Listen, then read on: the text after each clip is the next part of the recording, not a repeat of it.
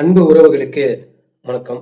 இன்னைக்கு கோட்டையில் கொடியேற்றிய தளபதி, சம்பவம் செய்த தளபதி விஜய் முதலில் முதல்வராக தேசிய கொடி ஏற்றுகிறார். இப்படி எண்ணற்ற எண்ணற்ற டைட்டில்லாம் வச்சு ரீல்ஸ்லாம் விட்டு ஃபயர் விட்டுட்டுக்கிறாங்க.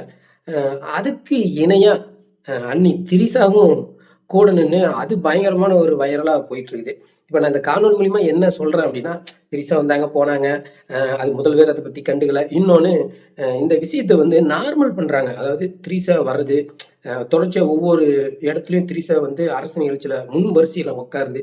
இதை வந்து இவங்க நார்மல் பண்ணுறாங்க. அப்படிதான் நாங்கள் பேசுகிறோம், 1000 பேர் பேசிட்டோம் அப்படின்ற மாதிரி. இது தவறு. இந்த தவறை சரிப்படுத்தி இந்த கூட்டம் தொடர்ச்சியாக பண்ணிக்கிட்டே இருக்கிறாங்க.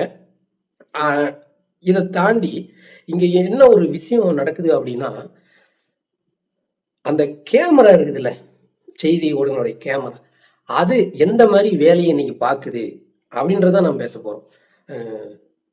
எண்ணற்ற தியாகங்கள், ஆங்கிலேயரோட எவ்வளோ கொடுமையான விஷயங்கள், சூக்காலால் உதச்சி விரலை வச்சு நசுக்கி நம்ம முன்னோர்களை, சுதந்திர போராட்டத்துக்கு போராடிய நம்ம முன்னோர்களை நெகத்தை பிடுங்கி இப்படி ஏகப்பட்டது சொல்லிக்க முடியாத அளவுக்கு அவங்கள துன்புறுத்தினாங்க. அப்போ கூட மனசை தளர விடாமல் அவங்களை எதிர்த்து சண்டை செஞ்சு பல பல பேர் ரத்தத்தை சிந்தி தான் அந்த சுதந்திரத்தை வாங்கி கொடுத்தாங்க. ஆனால் அதே நாளில் ஒட்டு மொத்தமாக அப்படியே தலையில திருப்பி ஒரு நடிகை பின்னால் அந்த கேமரா போகுது. அதை தான் பெருசாக காட்டுறாங்க. இங்கே பாருங்க வந்துட்டாங்க திரிசா, இங்கே பாருங்க இங்கே படிக்கட்டில் இறங்குறாங்க, காரில் வராங்க, இங்கே பாருங்க எஸ்சிஎஸ்சி தாண்டி போய் இங்கே பக்கத்தில் உட்காராங்க. இது எவ்வளோ அழகாக இருக்குது. அதாவது முதல்வர் விஜயோட அம்மா, அப்பா, திரிசா அவர்கள், அண்ணி திரிசா அவர்கள், அப்புறம் அவங்க அம்மா அவர்கள், இப்படி இதையவே ஃபுல்லாக காட்டுறாங்க. அப்புறம் அந்த கேமரா அப்படியே சுற்றிக்கிட்டு போய் எங்கே திரிசா இருக்கலாம் அங்கேயே போகிறது. இந்த ஊடகம் என்னவா நீங்கள் மாறி இருக்கிறீங்க. இந்த திரிசாவை இன்னைக்கு எவ்வளோ தூரம் காட்டின நீங்கள் 2024 தேர்தலின் போது அண்ணன் சீமான் அவர்கள் தொண்டை தண்ணி வத்த கத்தி கத்தி கத்தி இந்த மக்களுக்காக மண் நம்ம எப்படி பாதுகாக்கணும், மலைகளை எப்படி பாதுகாக்கணும், ஆறுகளை எப்படி பாதுகாக்கணும், மரங்களை எப்படி பாதுகாக்கணும்னு சொல்லி இவ்வளோ தூரம் காணொலி போட்டு விளக்குனாரு. கத்தி கத்தி உங்களுக்கு புரிய மாட்டேங்குதே, நான் படமாவது போட்டு காட்டுறேன் பாருங்க, புரிஞ்சுக்கோங்க. வருங்காலத்தில் நம்ம வந்து பிள்ளைங்களுக்கு சொத்து சேர்த்தி வச்சுட்டு போகிறத விட அவங்களுக்கு இயற்கை வளங்களை வந்து நம்ம காப்பாற்றி கொடுக்கணும். சொத்து சேர்த்துறது முக்கியம் இல்லை, இயற்கை வளங்களை காப்பாற்றணும். அப்போதான் இந்த பிள்ளைங்க இந்த பூமியில் வாழ முடியும். வெறும் பணத்தை மட்டுமே நீங்கள் சேமித்து வச்சுட்டு ஒரு 50-60 ஆண்டுக்கு அப்புறம் நீங்கள் இல்லாதப்போ அந்த பிள்ளைங்க கையில் நிறைய பணம் இருக்கும், ஆனால் வாழ இந்த மண் உகந்ததா இருக்குமா நினைச்சு பார்க்கணும். உன் பிள்ளைக்கு சொத்து சேர்த்துறது எவ்வளவு முக்கியமோ அதை விட நம்ம தமிழ்நாட்டு மண்ணையும் மலையும் காப்பாற்றணும் அப்படின்னு சொல்லி அண்ணா பேசியிருக்கிறாரு. அதை பத்தி இப்படி எடுத்து போடுறீங்களா? இல்லை. அதுல என்ன எனக்கு காண்டாச்சுன்னா, கண்களை கொள்ளும் திரிசா லுக். இதை வந்து ஒரு நியூஸ் கார்டா போடுறானுங்க.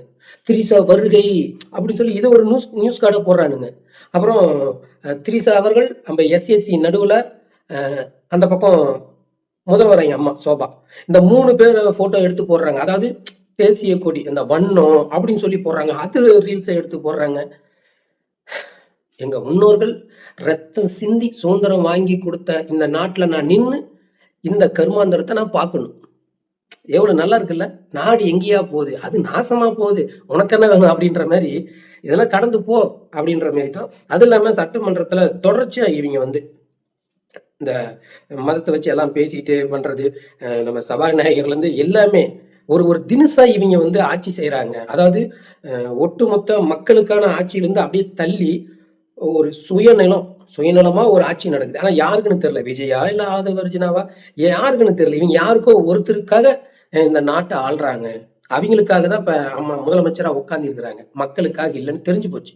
ஏன்னு கேட்டிங்கன்னா, மக்கள் எவ்வளோ பிரச்சனையில் இருக்கிறாங்க. அதை வந்து காதல வாங்காத முதல்வர் அவங்க கட்சி நிர்வாகிகளுக்கு ஒன்றுனா உடனே எல்லாம் வண்டி கொடுத்துறாரு. ஆனால் மைக்கில் போய், அதாவது மேடையில் ஏறி மைக்கை பிடிச்சா உங்கள் பிள்ளை உங்கள் விஜய் நீங்களாம் என் கூட இருக்கணும், உங்கள் மகன் ஜெயிச்சுட்டா முதல்வர் ஆயிட்டான்னு சொல்லி கண்டுக்காமல் விட்டுறக்கூடாது, இதுக்கு மேலே தான் நம்ம எல்லாம் ஒன்றா இருக்கணும் அப்படின்னு சொல்கிறாப்புல. இது சொல்ற விஜயை தான், முதல்வர் விஜயை தான் என்ன பண்றாருன்னா, அவர் கூட பயணிச்ச எல்லாத்தையும் அரவணைக்கிறாரு, எல்லாத்துக்கும் பதவி போடுறாரு. அவருக்கு ரொம்ப நெருக்கமாக இருந்தவர் பிற மொழியாளராக இருந்தாலும் நீ பதவி தூக்கி கொடுப்ப, சினிமா துறையில் இருக்கிறவங்க நீ பதவி தூக்கி கொடுப்ப. சரி அப்படி கொடுத்துட்டு போ, என்னமோ உங்க கூட இருக்கிறாங்க, உனக்கு அவங்க நம்பிக்கைன்னு தெரியுறாங்க, அந்த நம்பிக்கை அடியில் கூட கொடுங்க. ஆனால் இந்த மைக்கை பிடிச்சி இன்னைக்கு சுதந்திர தினத்தப்பையும் சரி, தேர்தலுக்கு முன்னாலும் அப்புறம் வெற்றி பெற்று முதலமைச்சராக ஆனீங்க பார்த்தீங்களா, அப்போ கையெழுத்து போடுறப்ப நீங்கள் சொன்ன டயலாக் அண்ணா, உங்களுக்காக நான் இருக்கிறேன் அப்படின்னு சொல்கிறீங்க. சரி எங்களுக்காக இருக்கிறீங்க. இந்த சுதந்திர தினத்தில் கடமை முடிஞ்சிச்சுன்னு விட்டுறக்கூடாது, உங்க மகன் ஜெயிச்சுட்டான்னு, நம்ம எல்லாம் ஒன்றா இருக்கணும் அப்படிங்கிறீங்களா? இந்த காலேஜில் கோவை இந்துஸ்தான் காலேஜில் வந்து ஒரு தம்பியா அடிச்சு கொண்டுறாங்க. அது போதைப் பொருள் தான். குறிப்பா வடநாட்டுக்காரன் அதெல்லாம் சம்மந்தப்பட்டிருக்கிறான். ஆனா நீங்க என்ன பண்றீங்க, அந்த நியூஸை அப்படியே தலையில மாத்தி போடுறீங்க. எப்படி? ஒருவரும் இறந்துடுறாரு அமுதன், இந்த பக்கம் அடிச்சு கொண்டவங்க 20 பேர், அதுல மெயினா இருக்கிறவன் சமையல்காரன், அந்த கேண்டீன்ல அவன் வடநாட்டுக்காரன். இது கோஷ்டி மோதல்னு முடிச்சிட்டீங்க. இப்ப வந்து மக்களுக்காக நான் இருக்கிறேன் அப்படின்றீங்களே, அதுக்கு இதுதான் அர்த்தமா? அந்த தாயும் பிள்ளையும் கதறுன்னு கதறிட்டு இருக்கிறாங்க. நீங்க சுதந்திர கொடி ஏத்துறீங்களே, இந்த தமிழ்நாடு சுதந்திரம் அடைஞ்சிருச்சா? இன்னமும் என் மக்கள் அடிமையா தான் இருக்கிறான். அவன் வந்து இந்த அரசு அதிகாரி, இந்த அரசாங்கத்தை பார்த்து பயந்துக்கிறான், தன்னோட பிரச்சனை வெளியே சொல்ல பயந்துக்கிறான். எப்படின்னு கேட்டீங்கன்னா, இதுக்கு முன்னால இதே மாரி ஒரு காலேஜ் மாணவன், கல்லூரி மாணவன் போதைப் பொருள் விற்கிறாங்க. இந்த தம்பி போய் தகவல் கொடுக்குறாரு காலேஜ் நிர்வாகிகளிடம். உடனே இந்த தம்பி வந்து காவல்துறையிடம் கூட்டு வந்து, தம்பி இப்படி சொல்றாருங்க பாருங்கன்றதுக்கு, யார் தம்பி வித்தாங்க, அவனுக்கு ஏதாவது அடையாளம் தெரியுமானா, தம்பி ஒரு 6 பேர்த்த கொடுக்குறான்.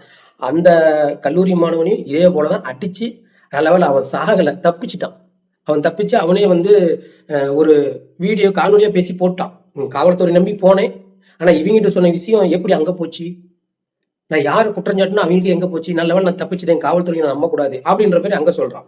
சரி இப்ப உடனே நம்ம திருவொற்றியூர் சென்னையில 12ஆம் வகுப்பு படிக்கிற மாணவனை 6 பேர் கொண்ட கும்பல் அடிச்சு கொண்டுறாங்க. இதுக்கு ஏதாவது உங்களால மாற்று கொடுக்க முடியுமா? மக்களுக்காக நாங்கிறீங்க. இது மட்டும் இல்ல, இதை தாண்டி எத்தனையோ சின்ன சின்ன பிள்ளைங்க பாலியல் வன்கொடுமை, இதெல்லாம் இவன் நீங்க வந்து 5 வருஷம்லாம் ஆகல, நிறைய பிரச்சனை மண்டையில ஏத்த முடியாது, நான் அதை பார்க்க முடியாது இதை பார்க்க முடியாது அப்படிலாம் இல்லை. முழுசா வந்து 3-4 மாசம் தான் ஆச்சு. இதுல எவ்வளவு பிரச்சனை. ஆனா இதெல்லாம் கண்டுக்காம நான் உங்களுக்காக இருப்பேன், நீங்க என் கூட ஒற்றுமையா இருக்கணும், இங்க நான் முதல்வர் இல்ல, மக்களாட்சி நீங்க தான் எல்லாமே, நான் உங்களோட சர்வெண்ட்டுங்கிறீங்க. ஆனா குடியிருக்கிற வீட்டை இடிச்சு தள்ளுறீங்க, அங்க கதறாங்க. நான் வந்தா பட்டா தருவீங்க, அதுவும் தரல. போதைப் பொருளை ஒழிப்புனீங்க. இப்பயே 2 பேர் கல்லூரி, கோயம்புத்தூர் கல்லூரியில ஒரு மாணவன், இங்க திருவொற்றியூர்ல 12வது படிக்கிற மாணவர்களே இப்படி.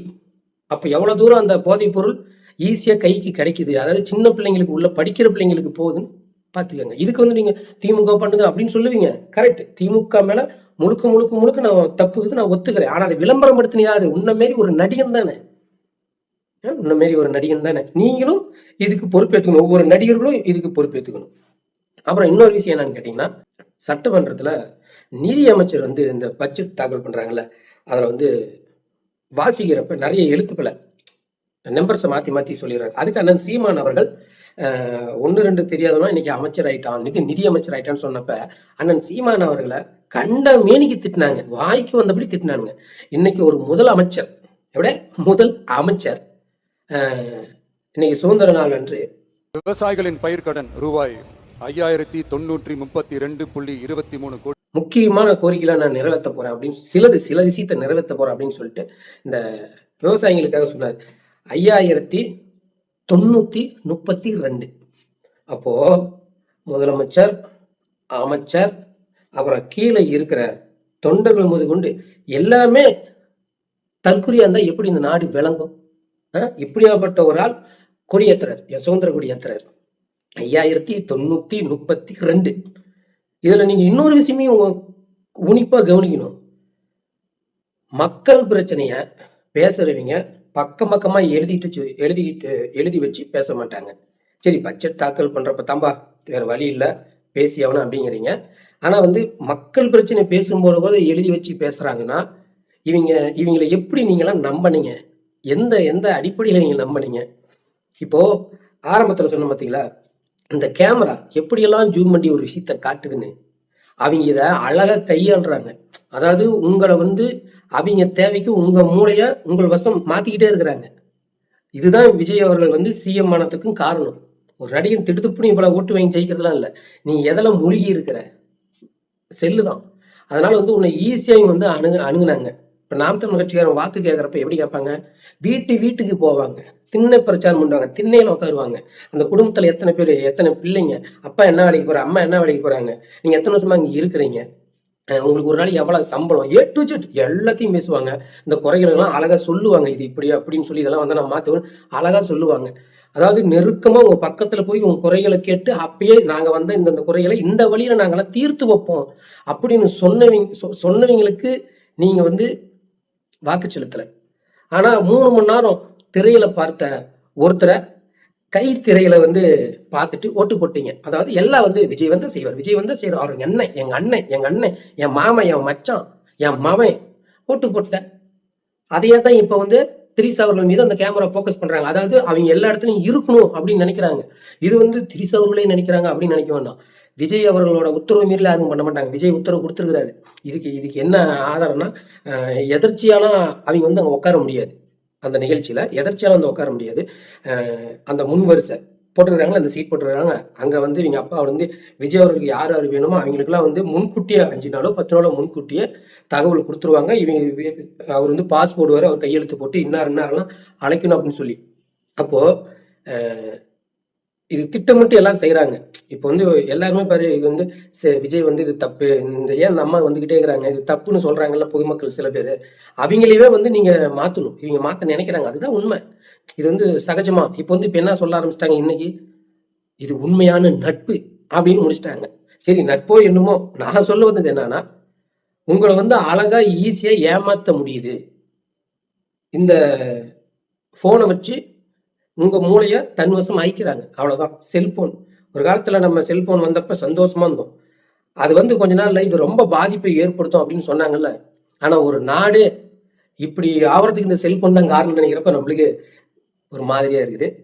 முடிஞ்சளவுக்கு குழந்தைகிட்ட செல்லெல்லாம் கொடுக்காதீங்க. ஏன் சொல்றேன்னா, இந்த தாவக்கால இருக்கக்கூடிய அந்த விர்ச்சுவல் வாரிசுகிறாங்களே, அவங்களுக்கு கீழே அந்த சின்ன பிள்ளைங்க, படிக்கிற பிள்ளைங்க ஒரு டீம் உருவாக்கி வச்சுக்கிறாங்க. அந்த டீம் என்ன பண்ணுதுன்னா, அந்த சின்ன பிள்ளைங்க, இப்ப நான் வீடியோ உங்ககிட்ட பேசுறேன்னா, என் வீடியோ போய் பார்த்துன்னு வச்சுக்காங்களேன், எந்த ஆடியன்ஸை பார்த்துருக்காங்கன்னா 25 35 வயசுல இருக்கிறீங்க அதிகமா பார்ப்பாங்க. கிட்டத்தட்ட 70-80% பார்த்துருக்காங்க. அப்ப அந்த சின்ன பிள்ளைங்க பேசுறப்ப என்ன ஆகும், சின்ன பிள்ளைங்க பேசுதுன்னு சொல்லி நம்ம வீட்டுல இருக்கிற எல்லா சின்ன பிள்ளைங்களும் பார்க்கும். ஆனா அந்த விஷம், அந்த குழந்தைன்ற உருவத்துல இருக்கிற விஷம் என்ன விதைக்குது தெரியுமா அந்த குழந்தைங்கிட்ட? தமிழனா மட்டும் நிமிந்து போகணும், மத்த மொழிக்காரங்களா குனிஞ்சு போகணுமா? 26 இடத்துல சுருக்கி வச்சுட்டான். நீங்க என்னன்னா 247 எழுத படிக்க சொல்லி இல்ல நாங்க மொழி பெருமாவோட கொண்டாடிட்டு தமிழ் மொழின்னு சொல்லி பெருமை பேசுறதுல என்ன இருக்குது? ஆங்கிலம் 26 எழுத்து அழகா கையால கொடுத்துட்றான். ஆனா தமிழ் 247. எதுக்கு இதெல்லாம் பெருமை பேசிட்டு இருக்கணும்? அப்புறம் தமிழன்டா, என் மொழி தாய்மொழிடா அப்படின்னு சொல்லி மற்ற மொழியை கூமட்டியா, ஏன் மற்ற மொழி கேவலப்படுத்துறீங்க? எல்லாம் ஒண்ணுதான். அவ்வளவு சிறப்புலாம் எதுலையும் கிடையாது. மொழி என் எதுக்காக இருக்கிறவனுக்கு நான் என்ன சொல்ல போறேன், அவனுக்கு என்ன நான் புரிய வைக்கணும் அப்படிங்கிறதுக்காக என் மொழி நான் பேசுறேன், அவ்வளவுதான் அப்படின்னு சொல்லி தமிழ் மொழியை கீழே தள்ளுறாங்க.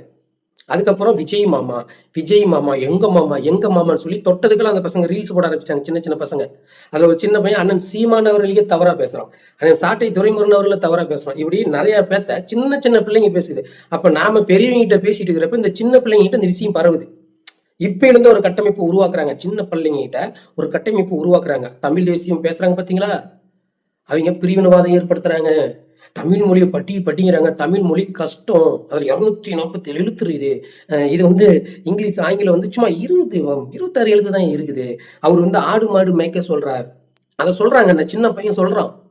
சீமான் வந்து சாப்பாட்டை நான் வந்து ஏற்றுமதி பண்ணுவேன், காரை இறக்குமதி பண்ணுவேன்னு சொல்றாரு. நாங்க கடைசி வரலும் சேத்திலேயே காலை வச்சுட்டு இருக்கணுமா?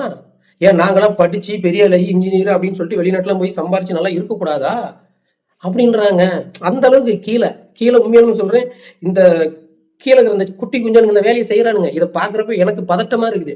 என்னடா நாம இவனுங்களை எடுத்து இங்க சண்டை போட்டுட்டு இருந்தா நம்மளுக்கு தெரியாம சைலண்டா கீழே இந்த பிள்ளைங்க வந்து தமிழ் தேசியத்தை மொத்தமா தொடச்சி செய்யற அளவுக்கு இவங்க ட்ரைனிங் கொடுத்து பேச வைக்கிறாங்க. ஒவ்வொரு அந்த சின்ன பிள்ளைங்களையும் பேச வைக்கிறது அவங்க வீட்டுல இருக்கிற பேரண்ட்ஸ். அவங்க தான் அந்த காணொலியை எடுத்து பதிவு போடுறாங்க. அந்த பையனுக்கு இந்த அளவுக்கு அறிவு இருக்காது யாருக்குமே. அரசியல் இதுக்கு மேலதானே வளரணும். ஏன்னா அந்த ஜாதி மதம் ஏன்னா அதெல்லாம் அவனுக்கு புரியாது. ஏன்னா அவனுக்கு ஒரு 15-16 வயசு ஆனாதான் அதெல்லாம் தெரிய வரும். ஆனா இப்ப அவன் பேசுறான் அப்படின்னா அவங்க ஸ்கிரிப்ட் எழுதி கொடுக்குறாங்க.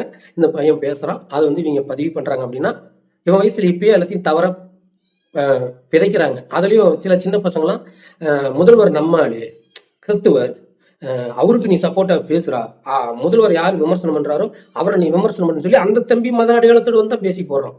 அப்ப சின்ன பசங்கிட்ட இவங்கெல்லாம் எந்த மாதிரி ஒரு விதைய விதைக்கிறாங்க அப்படின்னு பாருங்க. அதனால முடிஞ்ச அளவுக்கு நம்ம ஊர்ல சின்ன பிள்ளைங்கிட்ட மொபைலை கொடுக்காதீங்க. இந்த ஒரு மொபைலால தான் என் நாடு 5 வருஷம் படாத பாடு படப்போகுது. மீண்டும் ஒரு காலையில் சந்திப்போம். நன்றி.